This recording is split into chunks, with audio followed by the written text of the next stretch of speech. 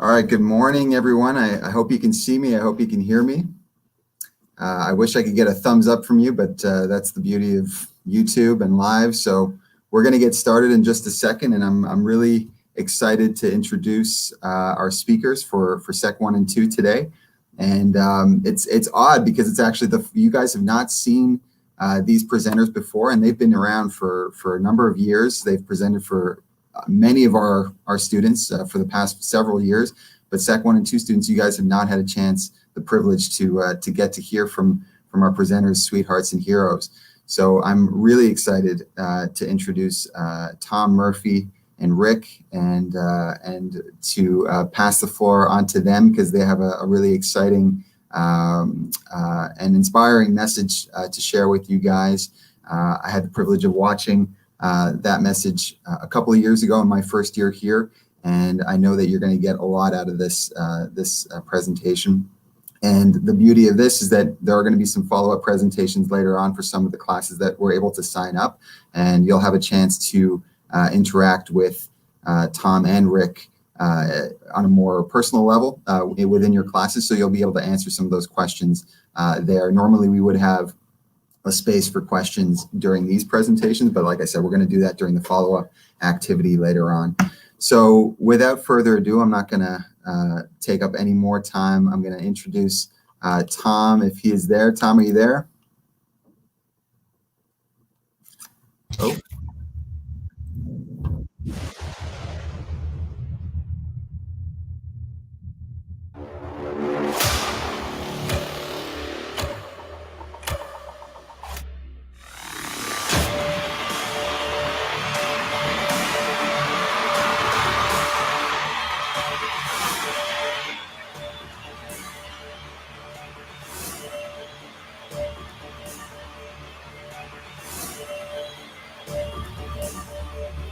This man is a mixed martial artist, standing in the red corner.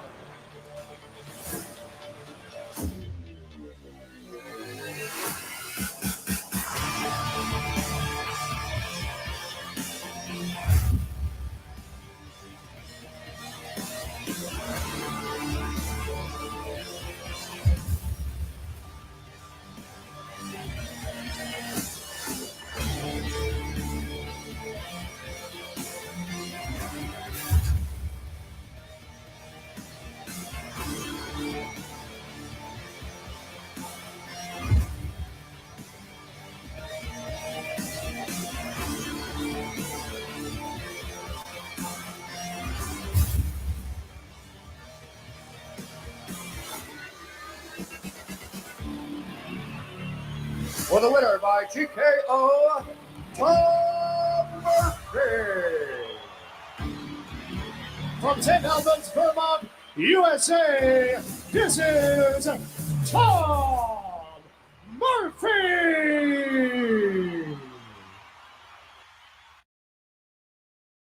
Well, good morning, Westmount, and thanks so much for being here. And Sec 1, Sec 2, it's a pleasure to meet you all virtually, and we're going to spend some time together over the rest of the day chatting about this message called Sweethearts and Heroes. Now, whenever I get a chance to show young people what I like to do in my free time, when I go to schools, I always say, does anyone know what the name of that sport is? That's the sport of mixed martial arts. And whenever I get a chance to show young people what I like to do in my free time, it's always my responsibility to tell them just one thing about the sport of mixed martial arts. Now, I'm not going to mention it for the rest of the time that we're together, but I'm going to tell you one thing about the sport of mixed martial arts. You ready for this? I hate fighting. There's nothing that I find more despicable. There's nothing that I find more hurtful. That when I see a young man or a young woman get into a fight to try and solve their problems. Now, it is my responsibility that whenever I show young people what I like to do in that free time, it's always my responsibility to educate you. And what better place than within the digital walls of education? So if I were to get a dictionary or Google right now the word fighting, here's what you'd see. It's a verb to use violent physical means such as blows, fists, or weapons to overpower someone. Now, some of you are going to say, aha, that's exactly what you were doing. You were using your fists to overpower someone.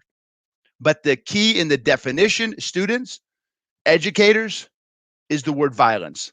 I've never gone into a ring and thought, man, I can't wait to kill that guy. I can't wait to murder him. I've always gone into the ring in the spirit of competition, the process of trying to win or do better than others. For me, that sport's no different than a game of basketball, baseball, maybe even a solid game of chess. I have spent 20 years of my life preparing to get into a ring, and I only compete against other men that have spent that long, sometimes longer, in the sport of mixed martial arts. See, we have referees, we have judges, we have medical personnel to take care of the safety of the competitors. Now, don't confuse violence and aggression. It's a very aggressive sport. But just understand this one thing, students, educators, if you use my name and mixed martial arts in the same sentence, just understand this one thing. I hate fighting. I never solve my problems that way, and I never will. But that's not why I'm here. I'm here to talk to you about something far more important than things like mixed martial arts. And when I get this conversation started with young people, I typically start with a question. And I always say, what do you do when you catch on fire? Like, what do you do? You all know this one. When you were just a little kid, they taught you this. You stop, drop, and roll. You stop, drop, and roll. That's what we teach every student to do if they ever were to catch on fire. Now, how many students between the ages of 10 and 19, now you're all in that group, how many students between the age of 10 and 19 perish in fires every single year in North America? You want to take a guess for your class, for yourself? Now, we know that in the United States, there's about 50 million public school students. So how many of students in North America perish every single year in fires? About 135 between the ages of 10 and 19. Now, it's crazy to think that we, adults, educators, have taught every student what to do when they practically never, ever will catch on fire. Now, this is kind of a tough conversation to have, but if we take that same demographic between the ages of 10 and 19, how many students in that same demographic attempt to end their own life every single year in North America? Between 500,000 and 1 million.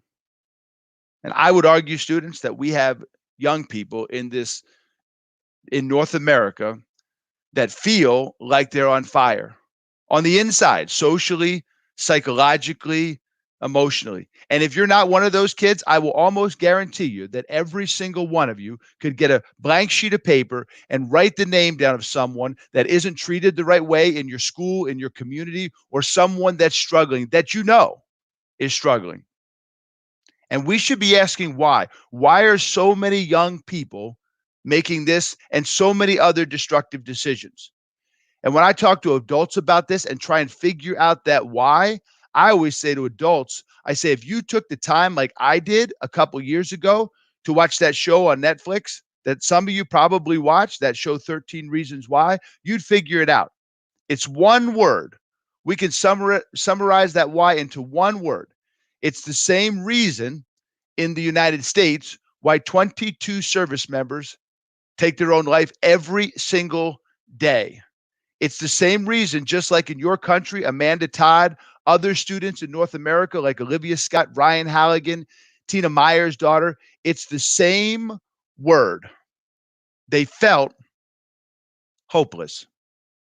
They felt like they couldn't hold on to the possibilities that exist for their future, so they gave up. That's how they felt on the inside, almost like they're on fire, like they just can't hold on. And we say all the time, what causes a student to get to that point? What causes a human to get to that point? So, see, there's these common threads that we all share. It's like what it means to be human. See, every single one of you listening, teachers, if there's any parents listening, and every one of you students, there's these common threads that weave between all of us. It's what it means to be human. See, you all need food, shelter, and water, right, to live. But after that, what do we all need? See, there's these two things that we all share.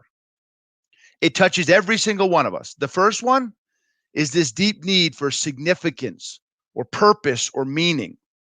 And I believe with all my heart that we have a generation of young people that feel like they have very little meaning in their life, especially with what's going on. Everything that was just taken from you, your sports and your music, and all of those things that you found meaning in and through. You know, it was the great philosopher Friedrich Nietzsche. He said, "He who has a why to live can bear anyhow." And we have so many young people that feel on the inside like they have very little meaning. But the other thing, and this is the thing that we truly want to focus on here today, that every single one of us need, it's this thing called human acceptance. Now, educators listening, if you understand they're just a bunch of pack animals, they become real easy to teach. See, they care what other people think and what other people are going to say because they're supposed to. That's right. One of the most important things, if not the most important thing in many of your lives right now, is your friends, are your peers, because it's supposed to be that way. See, and when young people feel like they're not accepted, they turn to very dark places. And if you combine that with this lack of meaning, it can always and will always lead to hopelessness. That's what happens to service members when when they feel like their meaning has just changed in the blink of an eye, when they feel like they're not accepted by groups of people or people that used to accept them, it always leads to this feeling of hopelessness on the inside. But see, there's this other common thread, students, that we all share. It again weaves between all of us, and it has for all of human history. It's this creatures called sweethearts and heroes. And some of you might scratch your head and say, well, what the heck are sweethearts and heroes? Well, in order for us to begin this conversation and the solution to all of these issues that young people are facing, that our world is facing today, I got to take you on a journey. And our journey, students and educators, begins deep within the 16th century, actually at the beginning of the 16th century. And you might scratch your head and say, when was that? Well, when this guy Columbus sailed, about 40 years after that date, in the beginning of the 1500s, that's the 16th century. And see, that's the same time when there was a word that was born, when it was invented.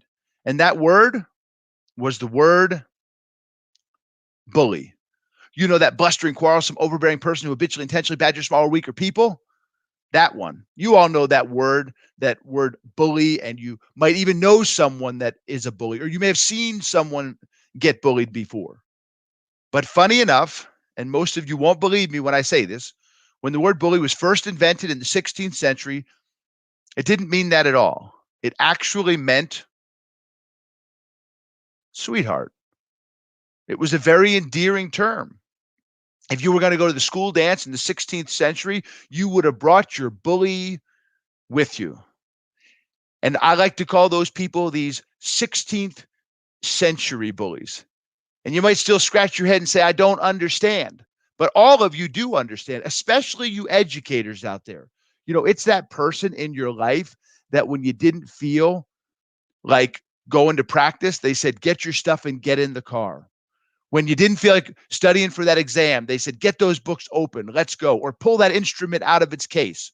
Or maybe for even some of you educators, you know that person when you were at university and you weren't doing real well up here, in here, that called you up and they knew you were just laying in bed and they said, get your stuff on, I'm coming over. And they pulled you out of that environment and they pulled you out of those feelings. Those are those 16th century bullies. And they've woven between all of us throughout all of history. There are people that changed the trajectory of your life. These 16th century bullies. And what they really gave you, students, educators, was this thing called hope. And in a world of hopelessness, this is what we need. These are the carriers of hope. And here's what hope stands for, students. Hold on possibilities exist. HOPE. See, I go around the North America, I go all over students, and I talk to young people that feel hopeless on the inside. As a matter of fact, years and years ago, I was in a little town in upstate New York called Batavia. And I was all done presenting. And I was in the auditorium all by myself, and 650 kids had just left the auditorium. And I had my back turned to the auditorium doors, and I was putting my stuff away up on the stage. And she snuck up on me. And out of the darkness, she tapped on my shoulder, and I spun around. She kind of spooked me. And there she was, an 8th, 9th grade young lady in the United States, just about your age. And as I turned and faced her, the first words out of her mouth, she said, "My grandma died in 2006. And I said the dumbest thing I think I've ever said to a young lady. I got eye level with her, and I said, "Oh my God, I'm so sorry. I know exactly how you feel. My grandma died last year too." And as soon as I said that, like this idiot light went off in my head. And I thought, I have no idea how she feels. She's an 8th, 9th grade young lady. I will never know how she feels. And as I checked myself and I stared her in the face, she said, "My mom died unexpectedly in 2008. That was the next thing she said to me. And now I had no idea what to say, because when you hear the words unexpectedly from a young person, you should pay close attention, because she wasn't supposed to die. I found out a couple of years later that her mom was only 30 years old when she passed. And as I stood there in kind of disbelief, the next words out of her mouth, she said, "They deported my father back to Portugal. He's never allowed back in this country again." And now my eyes, they like flash to the auditorium doors. And I'm just like inside, I'm praying that someone's going to come in and save me, because at that point I had no idea what to say, what to do for a young lady that was hopeless. And as I stared her in the face, she wasn't quite done. She rips out one more arrow and she just lines it up with my heart. And she said, "In 2011, my 15-year-old brother Logan was murdered, was shot to death in a trailer before the guy turned the gun on himself." And the last thing Alana said to me that day, she said, "I can't wait to die so my whole family could be together." And then she goes to school and people make fun of her weight, people make fun of her clothes, people make fun of what happened to her brother. What reason does she have to hold on? What possibilities exist in her little mind? Not too many. See, students, educators, I don't understand hopelessness at that level, and I never want to. But I know someone that does. I know someone that understands hopelessness on another level.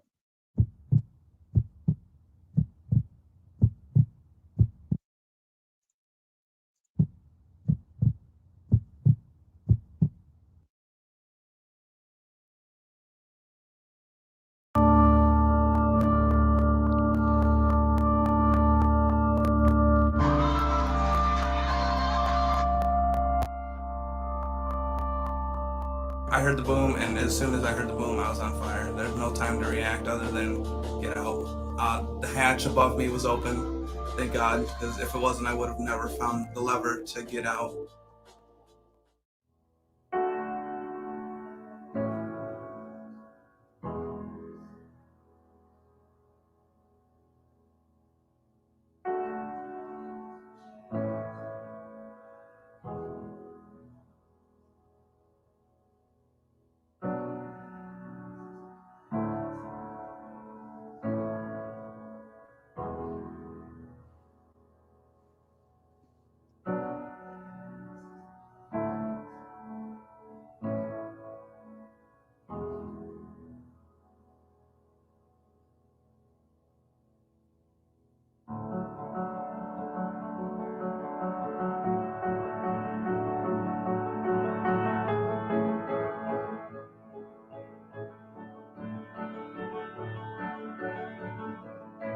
Keep your head up, keep your back straight.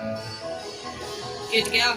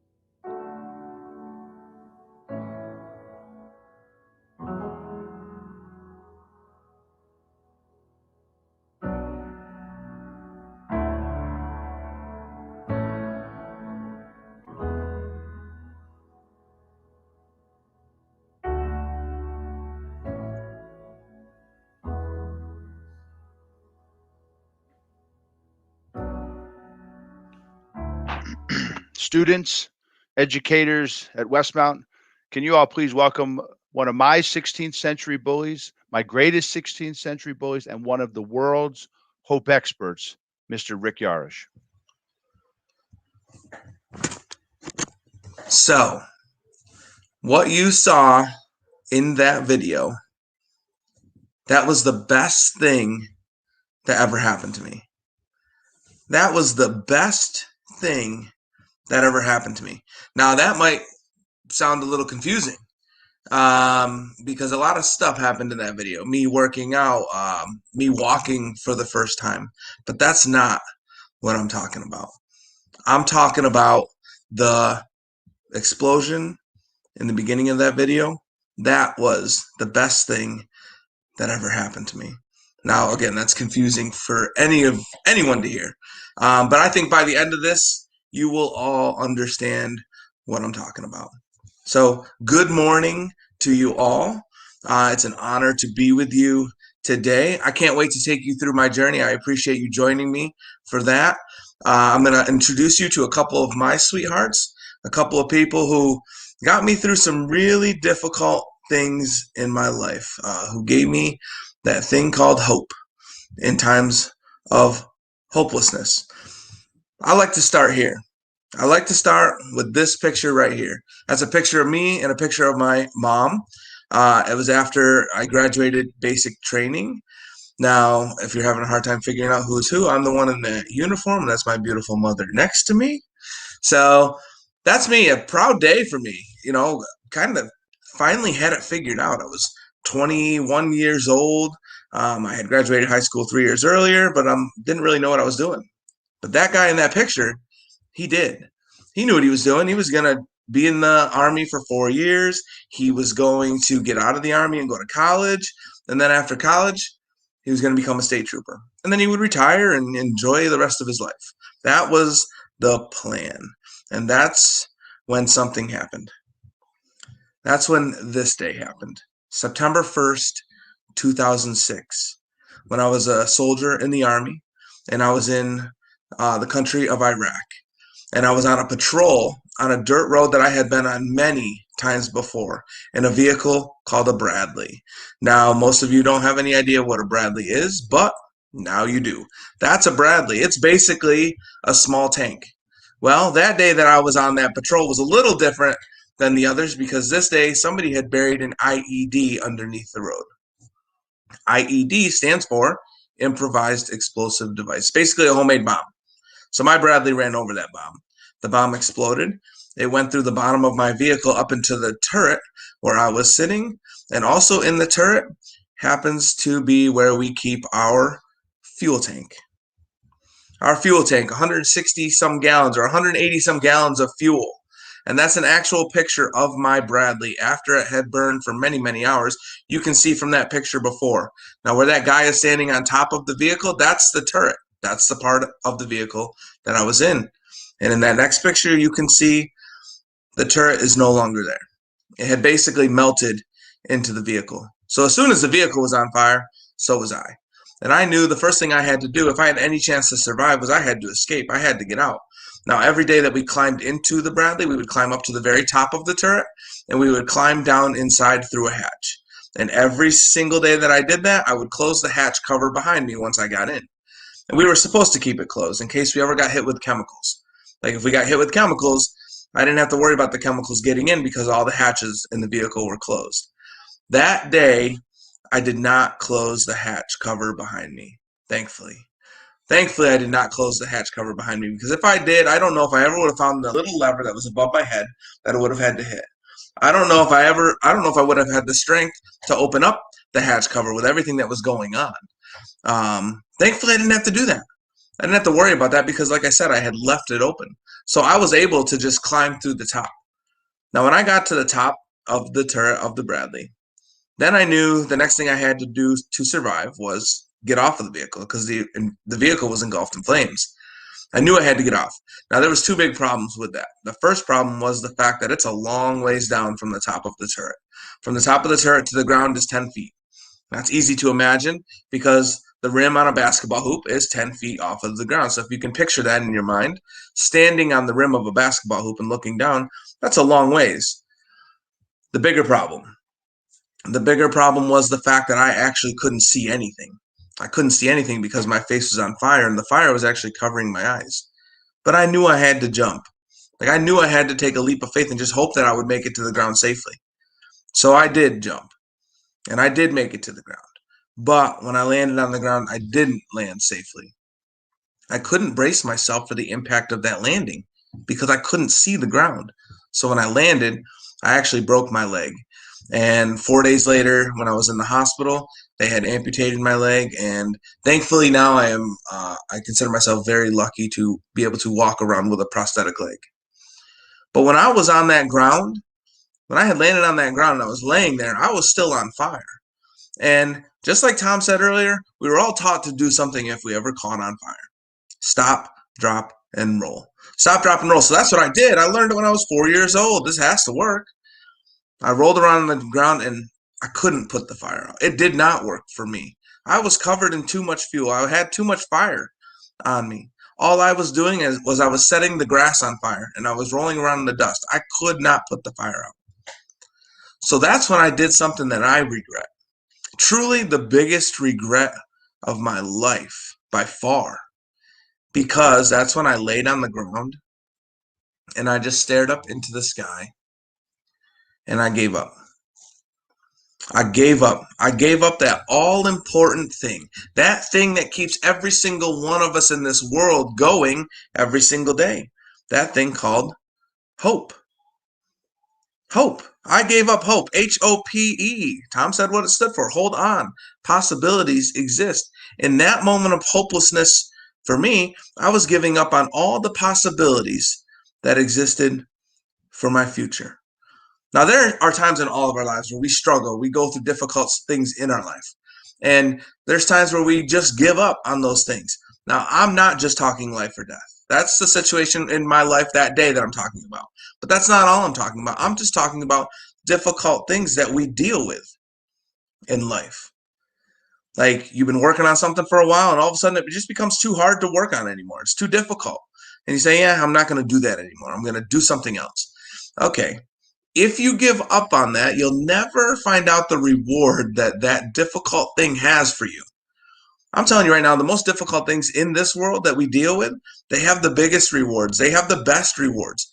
I know that only because what I went through over the past 15 years was very, very difficult. But it led to some amazing rewards, like the opportunity I have to be with you today.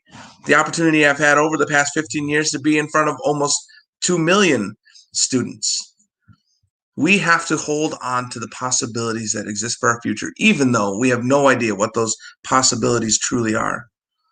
Now, thankfully for me that day in Iraq, I only gave up hope for a second because I ended up rolling in one direction. Didn't know which way I was rolling. Could have been right back to that Bradley. Thankfully, it was not. I was actually rolling away from it, and I rolled into a canal that was there. A canal that I had no idea was there. And I ended up rolling into that canal, and the canal had just enough water in it to extinguish the fire. Now, eventually, a couple of my buddies, they found me in the canal. One of them came down and they grabbed my legs. Another one came down and they grabbed underneath my arms. And then they carried me up to the top of the canal where the helicopters would eventually pick us up. But when I got to the top of that canal, that's when everything started to sink in. Like how bad things really were. I could tell. I could see how bad they were. I could see how bad my hands were burnt. You can see the result now. I could see how bad my face was burnt. I knew that if I lived through that situation, which I did not know if I was going to live or not. I knew my injuries were bad enough I might not live. But if I did live, my life was going to be changed. Everything that I knew was going to be different. Now, a buddy of mine who had pulled me out of that canal, he was standing over top of me, and he was helping me deal with this very difficult situation. And I asked him a really silly question. I said, how bad is it? That's a silly question because I knew how bad it was. I saw my hands. I saw my face. I knew how bad I was. And he looked at me, and as a good friend would do in that kind of situation, he lied to me. And he said, it's not that bad. It's not that bad.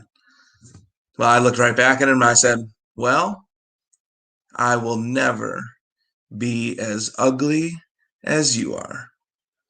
So a little bit of humor in that situation. All of my buddies in my platoon, they all knew that I had a really good sense of humor. And I think that seeing my sense of humor was still there, even though I was dealing with something so difficult, maybe it gave them some hope. The hope that, hey, maybe Rick's going to make it through this after all. Now, eventually the helicopters did get there. They came, took myself, my two buddies away to the hospital. And unfortunately, that helicopter ride, that was the last time that I ever saw or talked to my really good buddy, Sergeant Luis Montes, ever again. Sergeant Montes, he was the soldier who was sitting directly next to me inside of the Bradley. And he ended up passing away 7 days later in the hospital, September 7th, 2006, from the injuries that he received that day that we were injured together.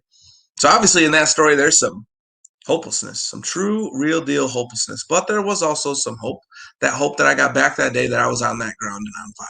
And I got that hope back on my own because there was nobody else around me physically standing over me to push me into that canal. But there have been days since then that I was hopeless and I could not do it on my own.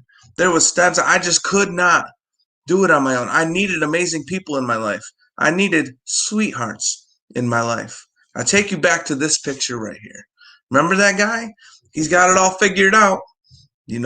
4 years in the military, get out of the military, go to college, become a state trooper. That's the plan. Does that guy look like he's got it all figured out? Not quite. Not quite. Sometimes the plan changes, and sometimes it takes a total 180 and flips you around. And that's where I was. I was lost, and I was hopeless. I felt absolutely hopeless at times. I was in that hospital dealing with hopelessness, and then all of a sudden they were like, hey, you can leave the hospital. And, that should feel pretty amazing.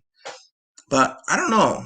There was part of it that did, and then part of it that did not, because now I had to leave that place where I felt comfortable, where everybody that came into my room, in that hospital room, for 6 months, I was in there for 6 months, half a year, long time. But those people knew me. They weren't surprised by what they saw, but then I had to leave there and I had to go out in public where people were seeing something they've never seen before in their lives. And when they would see me, they would all stare at me, which I understand why people stare. And I don't blame them for it. Like, I probably look longer than I should sometimes. Our brain sees something new and our brain's trying to figure out what it's seeing. So I understand people staring. That's not what was leading me to hopelessness when I left that hospital. Hopelessness was coming from the fact that young children, little kids, they were not only staring at me, they were terrified of me. Now, I lost a lot of things that day in Iraq. The use of my hands, you saw that. My ears, my nose, my leg. I lost a lot of things. The one thing I lost a couple other things that I didn't realize till later. One of them being acceptance. I was no longer accepted in the world. Now, most people, honestly, adults were like open arms. Hey, let me help you out. But children, 24% of the population, they were terrified of me. Absolutely terrified, hiding behind their parents' legs, running away. It was extremely obvious to me. I needed help. Truly, I needed hope from somebody. I needed somebody to come into my life and pull me out of this hopelessness that I was feeling at that time. Because I couldn't do it on my own. I needed somebody. So one day after I was out of the hospital, probably about, I don't know, maybe 2-3 months after I got out of the hospital, I went to a restaurant with my brother. And we sit down at our table, and I'm sitting there, and there's a table across from us, and it's empty. And I'm thankful that it's empty because I know if somebody's sitting there, their dinner is going to be interrupted. Interrupted by the fact that they have to stare at me because it's hard not to when somebody sees me for the first time. Trying to figure it all out. What happened to him? I wonder why he looks that way. So I get it.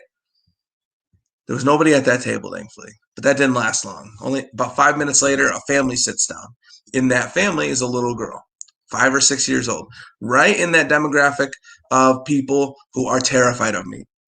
So I can tell that, she's staring at me right away. Like, that's very obvious. And I can even tell that she is afraid of me. She's sitting there, and her grandfather happens to be sitting right next to her.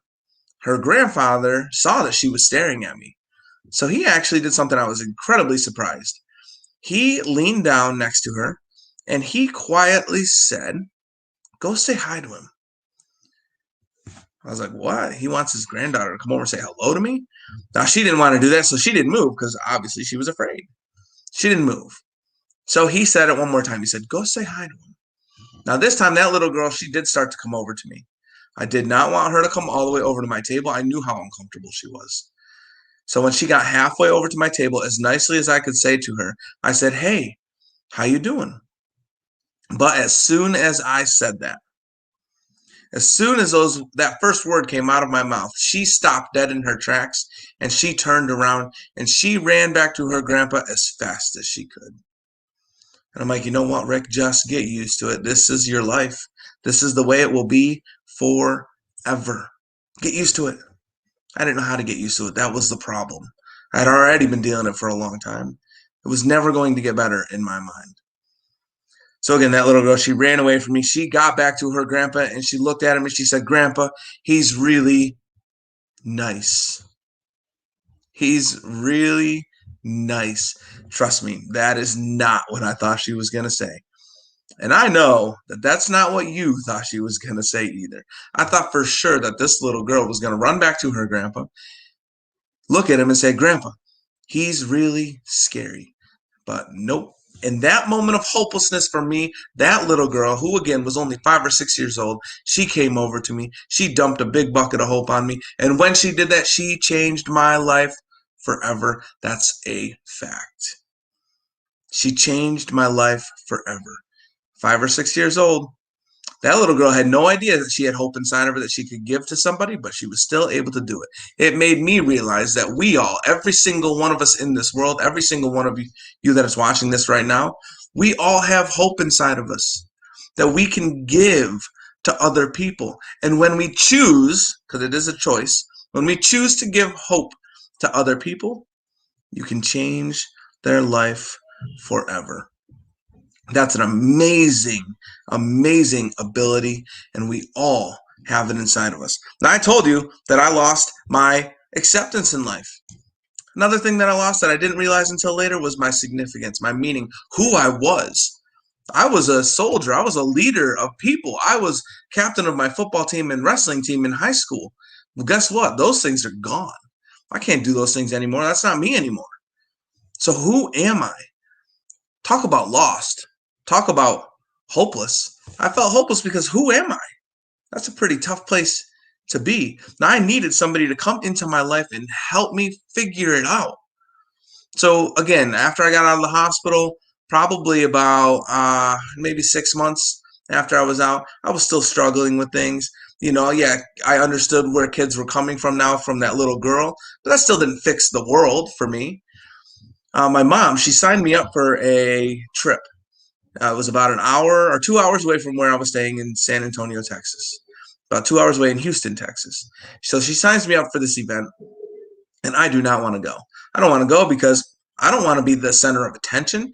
Like, I didn't like going out in public in the first place, and now I'm going to go to a place where they're like going to put me on a stage and people are going to stare at me and clap for me or whatever, but I didn't want to do that. But you know what? My mom, she knew best a lot of the time, so I decided, you know what, I'm going to do this. So I started getting ready to go. Like, my hands, they don't work very well, and a bus was going to pick us up. A bus was going to pick us up at the hospital. And it wasn't just me. It was many other guys who were injured as well. Some guys that had no legs who were in wheelchairs, some guys who were paraplegics who could not walk. Now, I'm getting ready because I'm really worried that this bus that's going to pick us up is not going to have a lift on it. Well, of course it will. It's coming to the hospital to pick up a bunch of guys who can't walk. But I'm still extremely worried about it. So I start preparing. And like I said, my hands, they don't work very well. I had these splints on my hands that were extremely strong so that my wrists would stay straight. So I started practicing where I started lifting myself upstairs, like pushing myself upstairs with my wrists and just lifting myself up each step. That's how I was going to do it if for some reason there was no lift, which of course there's going to be. Well, the day comes and guess what? The bus has no lift. So I'm like, oh man, thankfully I practiced for this. So I was able to get myself up on the bus. Now the other guys, they couldn't do that. So they had to be, a lot of them had to be carried on the bus. So we get to the event finally, and I meet the gentleman who had booked the bus, and I was like, wow, that was a good plan you had there. No, I was extremely nice to him. It was just a mess up. And mess ups happen, and we all know that. So 2 or 3 days later, 2 or 3 days into this trip, the same gentleman that had scheduled for the bus to pick us up, he came up to me and he asked me a question. And he says, what do you want to do? And I'm like, what do I want to do? Really, at the time, all I could think of was really, I want to recover. Like, I was in bad shape. It was still about a year after my injury, a little less than a year after my injury. So I wanted to recover, but that's not what I said. That's not what came out of my mouth. What I said was, I want to be a public speaker. And instantly I was like, what are you saying? I was terrified of public speaking. Why would I tell this gentleman that I want to be a public speaker? No way. But that's what I said. And he looked at me and he said, okay, we can make that happen. And I'm thinking, all right, that's just what people say. It's just like when you say somebody in the hallway and you say good morning to them and they say good morning back, even if their morning is terrible. That's just like what we say. And a lot of times when you hear somebody say like somebody's going through a really difficult time and you're like, hey, anything you need, let me know. I'll help you out. And then that person writes you back and they're like, hey, can I have $10,000? And you're like, oh, anything else, anything but that. And that's just how it works. So I figured him saying, we'll make that happen was just that, just words. A week later, so I go home the next day. A week later, though, he calls and he says, hey, I got you a public speaking engagement. And I was like, you got to be kidding me. Like, I just told the one guy in the world who follows through with what he says that I wanted to be a public speaker. Like, I probably should have said I wanted $5,000 because he probably would have given me $5,000. But instead, nope. I said I wanted to be a public speaker. Well, okay. So now I got to get ready. So I buy some nice clothes because at least I'm going to look good. Even if my speech is terrible, at least I'll look good. I'll have a nice suit. I start writing some notes on a piece of paper because I'm going to look at my notes and I'm going to read those notes. Or I'm going to read from those notes basically for my speech because you got to have notes for a speech. I figured out later that you definitely do not. But I thought I did at that time.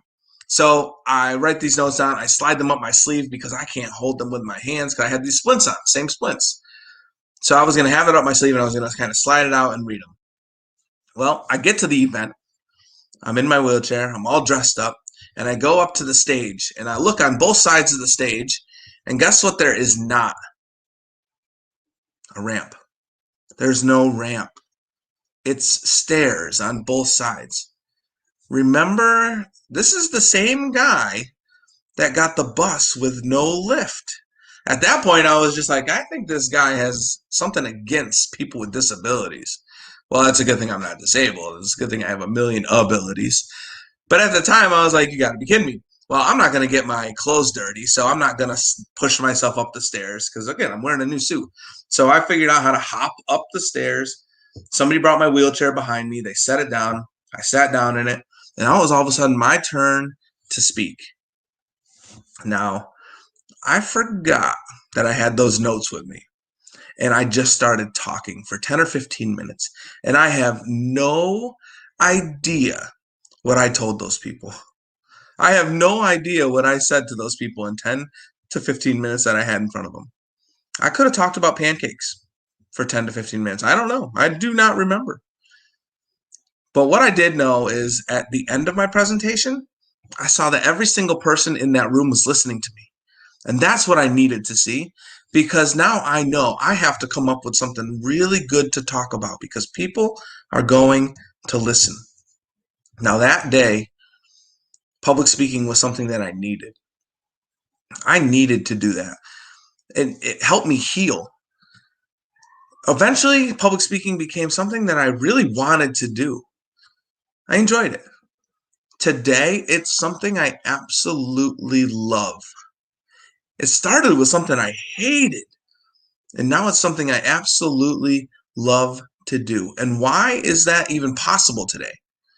Because a sweetheart came into my life, this gentleman who I told you about. He came up to me and he said, "What do you want to do?" He did not say, "This is what I think you should do." He said, "What do you want to do?" I said, "Public speaker." And he grew my purpose and my significance. That's who I am today. I am Rick Yarish, the public speaker who loves what he does. This sweetheart, he may have saved my life because that's what they do. That's what we all have the ability to do. Change lives and save lives. And again, I can only be the messenger and let you know what you're capable of. I can't force you to do any of it.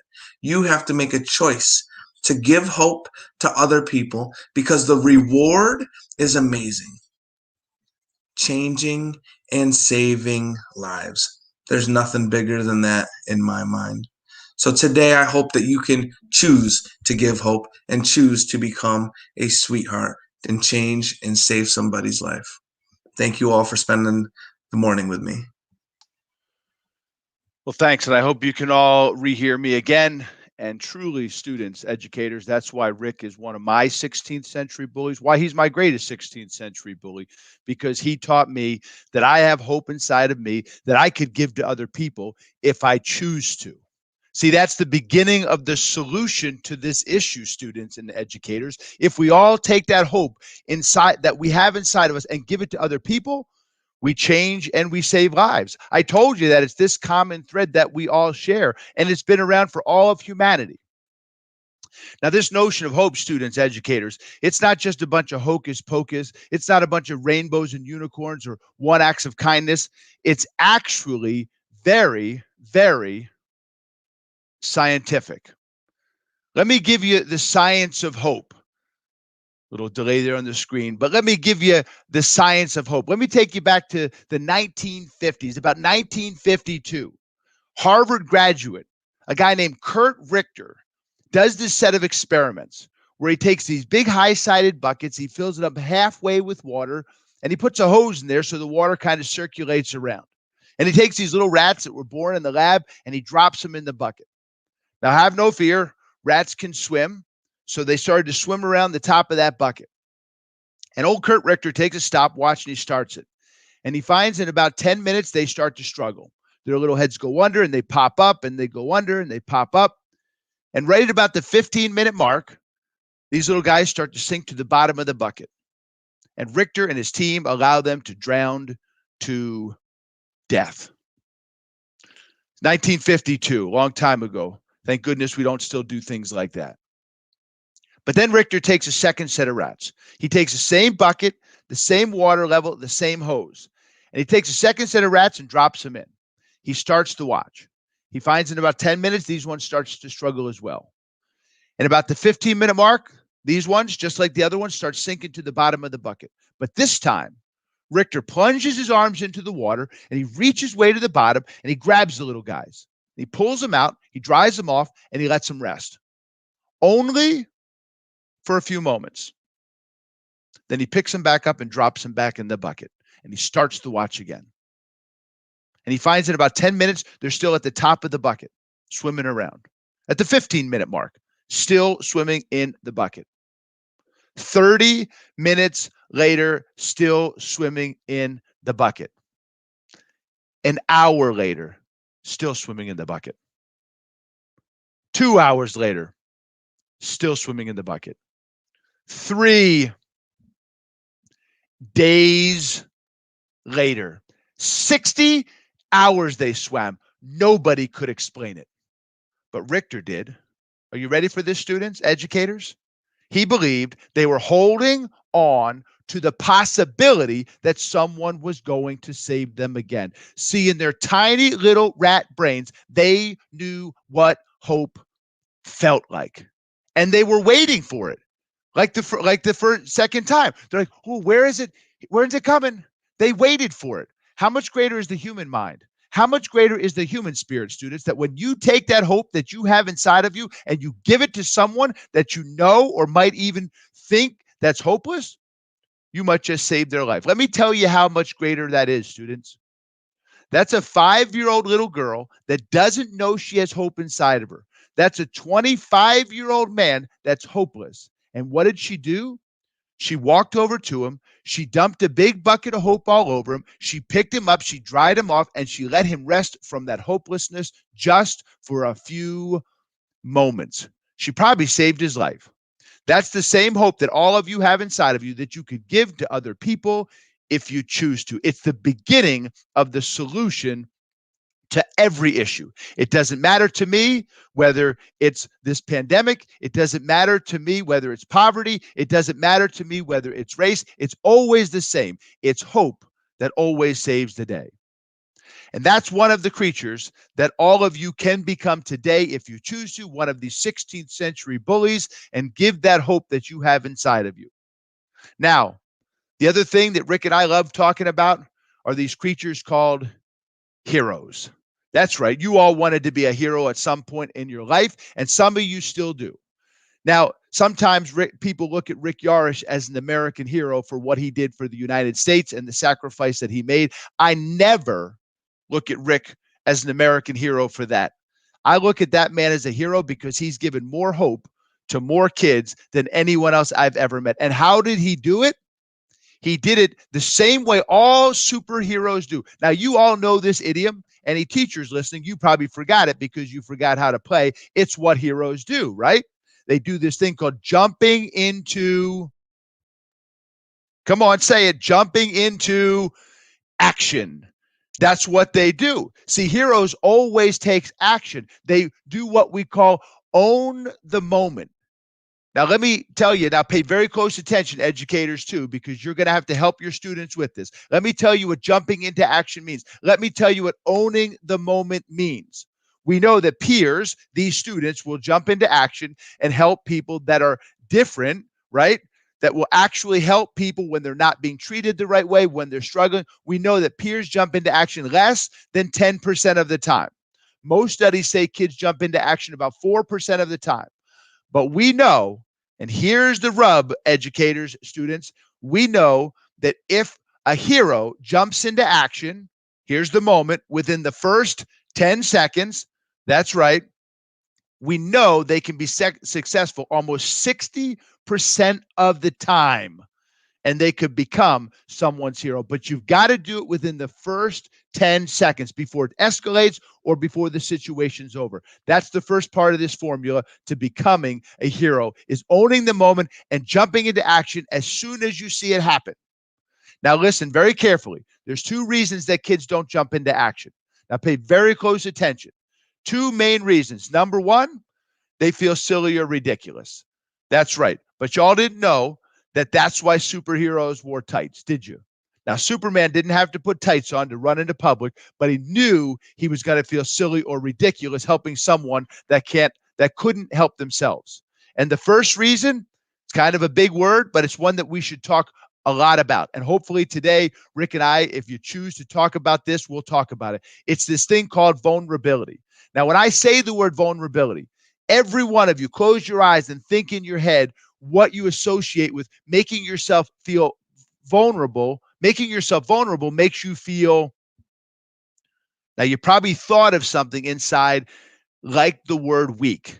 It makes you feel weak because you're opening yourself up to attack where someone could attack you. And most of the time, vulnerability makes people feel weak. But if any of you have a little brother or little sister and they decide to do the talent show and they practice for a couple weeks and then you all go to the school and she climbs up on the stage and the spotlight hits her, we'd all agree she's making herself vulnerable. But there's not one of you that would say that she's making herself weak. And that's what we need to change. Vulnerability, students, educators, truly equals strength. And it takes practice. See, that's the secret with vulnerability. You have to practice these things if you're going to get stronger. You have to practice jumping into action. You have to practice helping other people that are different in kind of a safe way before maybe you have to do it for real. And that brings me to the second reason why young people don't jump into action. Strategies. I always tell young people, I say life is not it's not a talent contest, it's a strategy game. Life is not a talent contest, it's a strategy game. And those who have the best strategies, they win the game. And see, we don't do a very good job, educators, parents that might be listening, of actually teaching kids what to do. When I walk up to most kids and I say, what do you do when you see someone not being treated the right way? What do you do when you see someone struggling? Most kids look at you and they say, tell a teacher, because they truly have no idea what to do, especially in that socially charged situation. Now, we all have developed strategies our whole lives. And when I ask all of you, what do you do when you catch on fire? To come back to the beginning of our discussion, you all say, stop, drop, and roll. You didn't have to think about it. Now, you may wonder why that stop, drop, and roll works. Because it's a strategy. It's simple, it's action-based, and it's life-saving. It's simple, it's action-based, and it's life-saving. See, students, educators, your thoughts determine what you want, but your actions determine what you get. And that's what superheroes do. They jump into action. And here's what I want to leave you with, students, because I need to leave you with a couple simple action-based strategies to get the juices flowing, to get those superpowers moving. So I want to give you some real superpowers. And you might say, real superpowers? Like, where did you get real superpowers from, Tom? Well, duh. I've been to superhero school. And at superhero school, they teach every superhero what they call the starter pack of superpowers. That's right. They give them all the starter pack of superpowers. Now, if you watch any superhero movie, you'll realize that they all got this starter pack, and you could have it too. And I like to say, whether it's a kindergartner or whether it's someone in Sec 4, I say, you know what? These superpowers are as easy as the ABCs.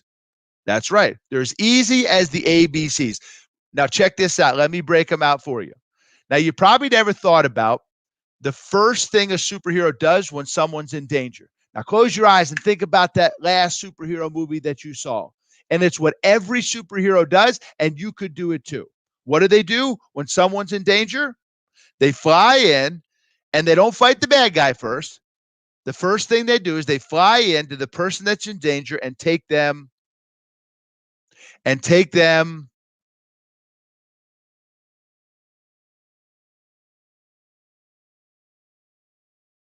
next time you see someone that's not being treated the right way, someone that might be struggling in a situation, all you have to do is walk up to them. It doesn't matter if someone's there, if someone's mistreating them. All you got to do is walk up to them and be like, yo, could you help me with my locker? It's stuck. And take them away. You could ask them to help you find a pencil, to find a specific teacher. Hey, coach wants me to put these balls out on the field. Could you help me? And just take them away, because that's what superheroes do. That's the first thing a superhero does. And you all could do that today if you choose to. It's simple, it's action-based, and it might just save someone. Now, that's a tough one to do sometimes, but this next one is perhaps the hardest superpower of them all. It's the hardest one of them all. Become that person's, don't say friend, that starts with an F. Become that person's buddy. Now, some of you are going to say, whoa, that's not a real superpower. I'll bet you it is. You ever see Superman fly up to somebody that was falling from a building, get like right in their face, and as they're falling, Superman's like, ooh, I'm going to let this one hit the street. No, of course not, because every superhero makes everyone their buddy. It doesn't matter how challenging that person is. It doesn't matter how difficult they are. It doesn't matter what they look like, what they smell like, who their parents are. Superman would never do that. That's right. And some of you won't ever use this superpower for one reason. You ready? Because you're not a superhero yet. Now, you could, because you all have this one already. You have buddies in your life, and you could help them if you choose. You have buddies in your life, so you know how to treat a buddy.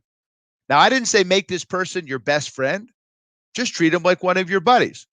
Y'all are going outside to shoot hoops or throw a basketball, or as you leave school, maybe you're going to stop and get some ice cream. Why don't you ask that kid that's different to go with you? That's a hard thing to do. It's probably the hardest thing in the world to do. I dare you to try that superpower. Now, here's the last one as I wrap this up. This is what all superheroes have to do. They have to confront the situation. They got to confront the situation.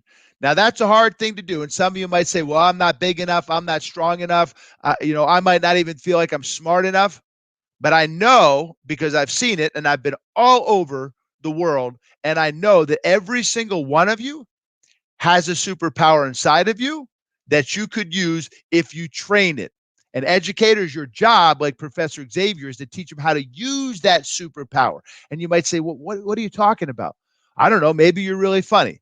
That's your superpower, right? You might get in trouble at school because you're so funny. But if you learn to use it the right way, when someone's not being treated the right way, when someone's just feeling down, and you use that superpower, you might just lift them up. Maybe you're super distracting, right? I had that superpower when I was in school.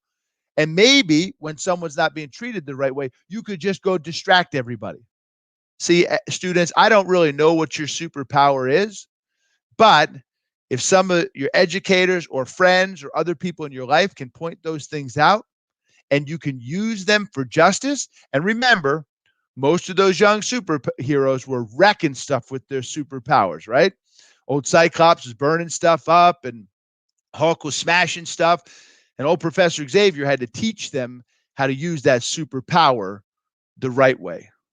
Now, I know every single one of you has hope inside of you that you could give to other people. And there's a few of you today that will choose to jump into action, to use those superpowers, A, take someone away, B, become that person's buddy, or C, confront the situation. And don't forget, sometimes some superpowers don't work. So sometimes you might have to call another superhero. Even Superman needed Batman's help at the end of that last movie. So there's another strategy. And there's a lot of teachers. If you look left and right in your classroom, you'll find someone.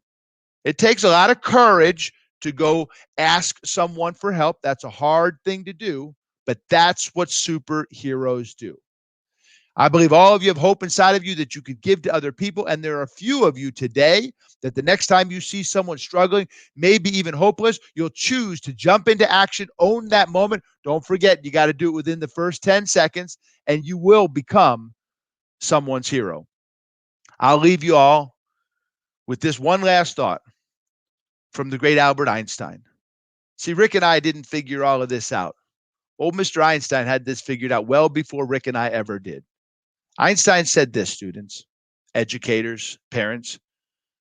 He said, this world is a dangerous place to live, not because of evil people, but because of those who choose to do nothing about it.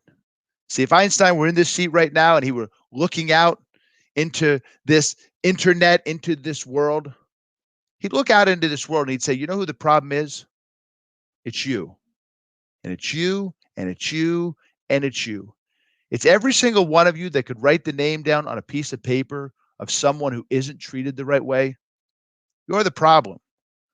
But students, you're also the solution. You have hope inside of you that you could give to other people. And there's a few of you that will choose to jump into action and become someone's hero. I want to thank everybody for their time. Super pumped to talk to so many of you today, throughout the rest of the day. My man Rick, my 16th century bully, is also going to be talking to so many of you. We had a wonderful time, and we can't wait to connect with all of you. Every one of you have the power to become someone's hero. We'll see you later. Rick, you still there, buddy? I'm here. I'm looking forward to talking to everybody in a little while. All right, everybody.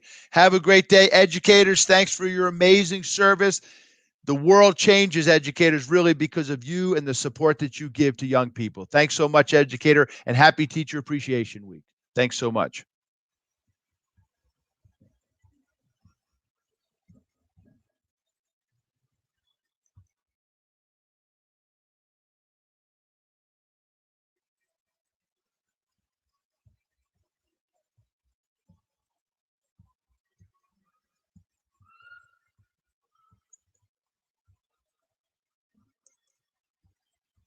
I think you might be muted.